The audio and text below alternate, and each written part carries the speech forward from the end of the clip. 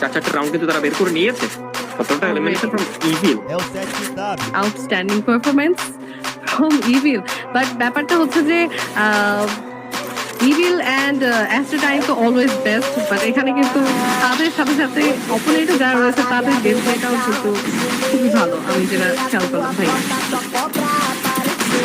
তবে অবশ্যই হবে, তারপর সে ভালো করছে অ্যান্ড কোথাও না কোথাও কি হয় একটু দেখেন কতটুকু ভালো পারফরমেন্স দেওয়ার চান্সেস রয়েছে সেটা হচ্ছে দেখার।